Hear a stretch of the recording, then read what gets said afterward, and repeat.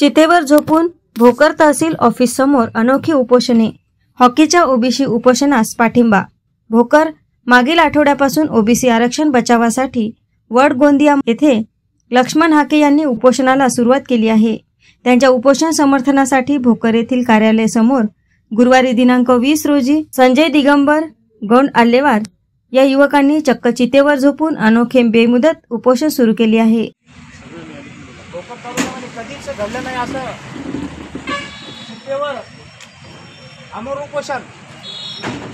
भोकर तालुक्यामध्ये पहिलीच घटना आणि ओबीसी समाजातून जोरात अमर उपोषण चालू आहे. या ठिकाणी आमचे काकाश्री बसलेले आहेत, त्यांना मी थोडंसं माहिती विचारण्यासाठी आलो. काका, म्हणजे ओबीसी समाजाचा चितेवर जे उपोषण चालू आहे जोरात आणि भोकर तालुक्यामध्ये पहिलीच घटना आहे अशी, हे तुम्हाला मी विचारतो.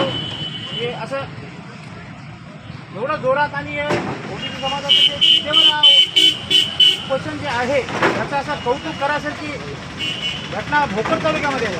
कधीपासून सुरू झालेला आहे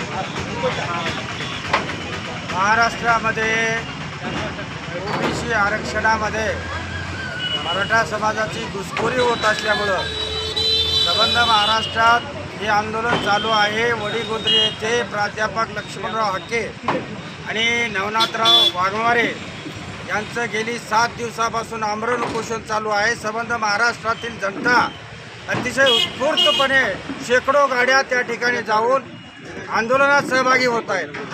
आणि म्हणून या महाराष्ट्रामध्ये ज्या समाजाची राजकीय आणि सामाजिक मक्तेदारी आहे, ज्यांच्याकडं आज महाराष्ट्र शासनामध्ये अर्धमंत्रिमंडळ त्यांचं आहे, मुख्यमंत्र्यासह कालच्या लोकसभेमध्ये जवळपास 32 खासदार हे मराठी समाजाचे आहेत.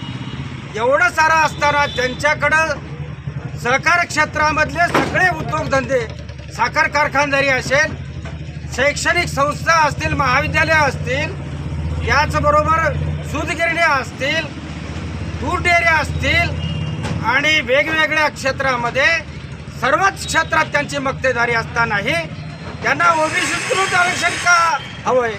कारण या देशामध्ये 1931च्या जनगणनेनुसार 52% ओबीसी असताना फक्त 27% भटक्यामुक्त सहित आरक्षण आहे. परंतु या तुटपुंज्या 52% म्हणजे 65% समाज काही त्याच्यामध्ये ॲड झाल्यामुळं 65% आज या घडीला ओबीसीची संख्या आहे.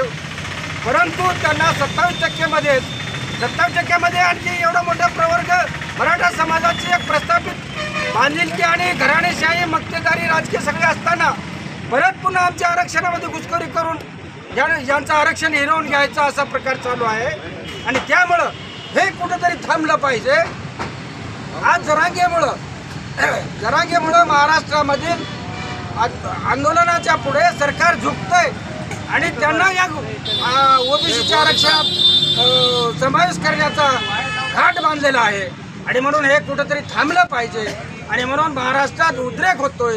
संबंध ओबीसी SC ST समाज आज या ठिकाणी एवढ्या मोठ्या प्रचंड संख्येनं असताना इथले लोकसभेमध्ये निवडून आलेले खासदार असं म्हणतात की आम्ही जरांगेमुळे निवडून आलो. कारण आज इथला मुस्लिम समाज, इथला ओबीसी समाज, इथला SC ST समाज संपूर्णपणे ताकदीने त्यांच्या पाठीमागे उभं राहून निवडून आणला. परंतु केवळ आणि केवळ जरांगेमुळे आम्ही निवडून आलो अशा प्रकारची जाहीर भाषणामधून घोषणा करतात. मग आम्ही एवढ्या मोठ्या संख्येनं असून आम्ही ताकदीने निवडून आलो राजकीय परिवर्तन घडवण्याच्यासाठी म्हणून. परंतु हे असं म्हणतात आता आम्ही जरांगेमुळे निवडून आलो. मग ही परिस्थिती काय? आज तुमची इतकी राजकीय सामाजिक सगळी मक्तेदारी असताना AS न्यूज महाराष्ट्राकरिता नांदेड भोकर येथून साईनाथ बंडोड.